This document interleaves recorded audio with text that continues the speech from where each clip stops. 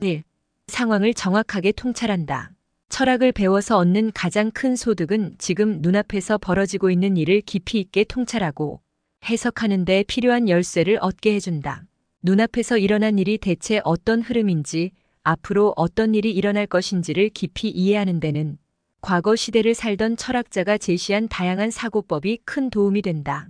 변증법을 예로 들어보자. 변증법은 어떤 주장 A와 그의 반대 또는 모순되는 주장 B가 있을 때 어느 쪽도 부정하지 않고 통합하여 새로운 주장 C로 진화해가는 사고 과정을 말한다. 이때 통합과 진화는 직선상에서 일어나지 않고 나선형으로 일어난다. 나선형은 옆에서 보면 지그재그로 상승하는 운동으로, 위에서 보면 원형의 회전 운동으로 보인다. 요건대 발전과 복고가 동시에 일어나는 형국이다. 2. 비판적 사고의 핵심을 배운다. 경영자이든 직장이든 모든 비즈니스맨은 철학을 통해 비판적 사고의 핵심을 배울 수 있다.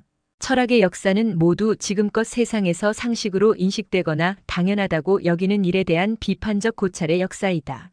지금까지 통용된 사고관을 일단 비판적으로 검토해보고 그 사고가 현실에 잘 맞지 않거나 현실을 명확히 설명할 수 없다면 원인을 고찰해서 새로운 패러다임을 제시해야 한다. 이는 분명 철학자가 끊임없이 해온 일들이다. 3. 어젠다를 정한다.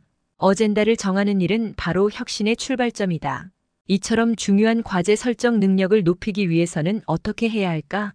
눈앞에 펼쳐진 익숙한 현실로부터 과제를 선택해 끌어내려면 반드시 상식을 상대화해서 볼 줄 알아야 하기 때문이다. 혁신은 지금까지 당연했던 일이 당연하지 않게 된다는 측면을 포함하고 있다. 지금까지 당연했던 일, 다시 말해서 상식을 의심하는 것에서 비로소 혁신이 시작된다. 눈앞의 세계를 무조건 받아들이지 말고 객관적으로 고찰해보자. 그럴 때 떠오르는 보편성의 부재, 거기에 그야말로 의심해 볼 만한 상식이 존재한다. 그 상식을 교양이라는 렌즈를 통해 들여다볼 수 있어야 한다. 4. 같은 비극을 되풀이하지 않는다.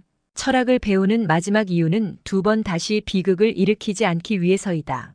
안타깝게도 과거 우리의 역사는 이렇게까지 인간이 사악해질 수 있을까 싶은 깊은 비극에 새빨갛게 피로 물들었다. 그 비극이 바로 우리와 같이 지극히 평범한 사람들의 어리석음으로 인해 초래되었다라는 사실을 결코 잊어서는 안 된다.